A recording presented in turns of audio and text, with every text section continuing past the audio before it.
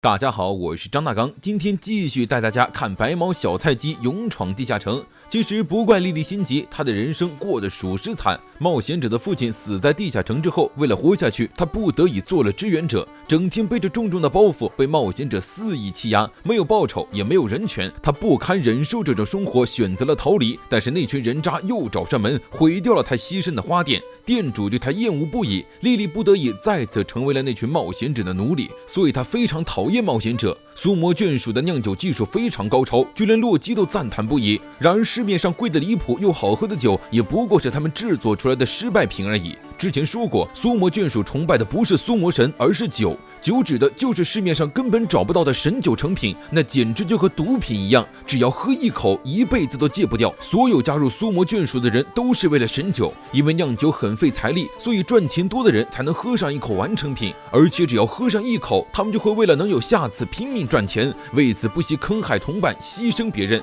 这也就是这个眷属的人为什么对金钱如此狂热的原因。从洛基口中得知了苏魔族秘密的艾伊娜心事重重，生怕贝尔身边的莉莉也会为了神酒坑害贝尔。同时因为昨天莉莉被找麻烦的事，傻白甜贝尔请求赫斯提亚收留莉莉一段时间。赫斯提亚非常严肃地问贝尔，觉得莉莉是否真的可靠，因为根据贝尔之前的描述，莉莉怎么看都非常可疑。面对赫斯提亚的疑问，贝尔只回了一个微笑。第二天地下城，莉莉果然开了大招，她直接忽悠贝尔去了大型怪兽出没的第10层，并以贝尔的匕首攻击距离不足为由，用一把骑士短剑让贝尔将赫斯提亚之刀从难抢的手甲换到了腿上的包里。艾伊娜接到了去巴别塔视察的任务，正准备就莉莉的去向和赫斯提亚聊聊，却正好遇上了前往地下城的艾斯。艾伊娜很感谢艾斯当时救下了贝尔，艾斯却以为贝尔2次逃跑是不喜欢他而苦恼。两人正聊着，就听见一小队冒险者商量着什么算计白毛。再加之莉莉的身份，艾伊娜稍一思量，向艾斯发出了请求。此时的贝尔和莉莉已经到了第10层，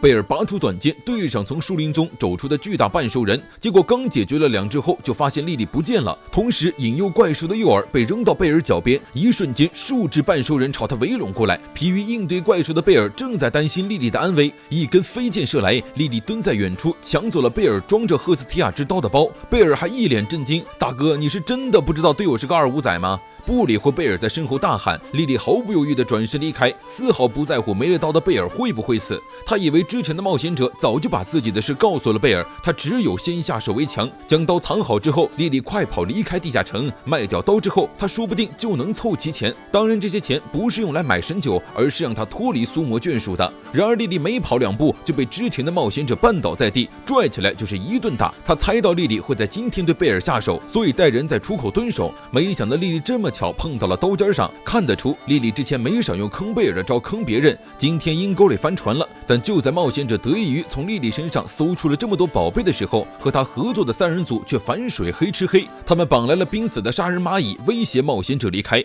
濒死的杀人蚁会发出让同伴聚集的信号，面对即将聚集的杀人蚁和穷凶极恶3人组，冒险者落荒而逃，却命丧杀人蚁之口。眼看杀人蚁越聚越多，迫于威胁，莉莉交出了藏宝库的钥匙，却没想到人渣出尔反尔，将他扔进了蚂蚁堆里做诱饵，自己的趁机带着宝贝逃走。莉莉彻底陷入了绝望，或许这就是她欺骗了贝尔的报应。她厌恶脆弱渺小孤独的自己，这一切终于能结束了。然而就在莉莉即将被杀之际，一道火焰划过，贝尔挺身而出，护在了莉莉身前。巴别塔里，艾伊娜找到了赫斯提亚，希望他可以劝说贝尔离开危险的莉莉，但是赫斯提亚却没有同意，因为贝尔已经下定决心了，无论发生什么都不会放弃莉莉，因为莉莉看上去实在是太寂寞了。贝尔一口气杀光了所有的杀人蚁，他之所以能够从第10层脱险，是因为有个神秘人的帮助。虽然贝尔因为大雾看不清对方，但那一头飘逸的金发，再加上艾伊娜之前的委托，每救菜鸡的人又是艾斯没跑了。面对贝尔的救命之恩，莉莉非但不领情，还对着贝尔一通大骂。他做的坏事数不胜数，2次偷刀、私吞报酬、恶意抬价等等等等，他是坏蛋，是小偷。贝尔到底为什么还要救这样的他？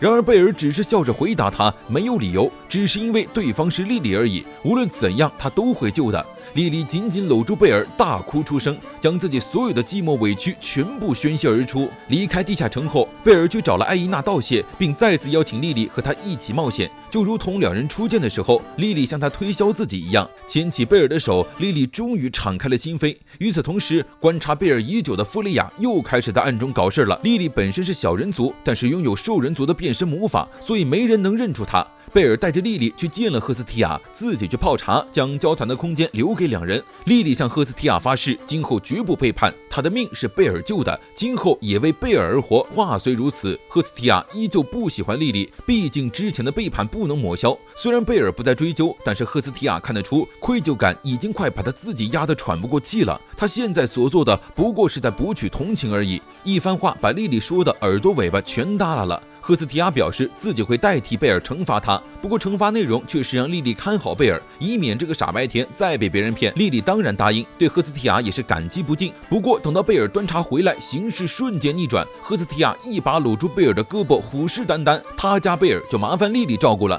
莉莉急得直接炸毛，冲上去搂住贝尔另一边胳膊，抢男人谁不会？贝尔吓得落荒而逃。不过赫斯提亚和莉莉的关系倒是为此拉近了不少。贝尔逃过修罗场去找艾伊娜，哪成想艾斯也在场，贝尔怂的拔腿就跑，结果一扭头撞上了路人的胸肌，艾斯一个跳跃落到了贝尔面前，他是来归还贝尔掉落的手甲的。果然之前在第10层救人的就是艾斯，他一直以为贝尔见他就跑，是因为当时他放跑了怪兽，让贝尔遭难，于是为此诚恳地向贝尔道了歉，吓得贝尔也赶紧道歉。艾斯夸赞贝尔厉害，才6级就从小菜鸡闯进了第10层，还主动提出指导贝尔战斗。深夜，艾斯穿好铠甲，约贝尔到城墙上练习，但对于要怎么训练，艾斯也不太清楚，于是一脚回旋踢撂倒了贝尔。贝尔这才知道，艾斯看上去高冷，其实是个天然呆，实力自然要在对战中提升的。艾斯拔出剑，只用剑鞘和贝尔对战，贝尔也抽出短刀应战，但是面对艾斯的一步步紧逼，贝尔却害怕了。除了对自己必要的保护，他似乎还在害怕什么东西。艾斯拎着剑鞘对着贝尔就是一削到天亮。与此同时的地下城内，提着重剑的兽人一把捏碎了牛头怪物的斧子，扔给了对方一把大砍刀。他奉了某位大人的命令，在此训练怪物。因为明天休假，于是贝尔决定尽可能前往地下城深处探索。莉莉注意到贝尔最近总是鼻青脸肿的，不过让贝尔糊弄了过去。刚到第10层不久，两人就被一群小怪包围了。莉莉立刻后退射箭支援，贝尔熟练的一刀一个，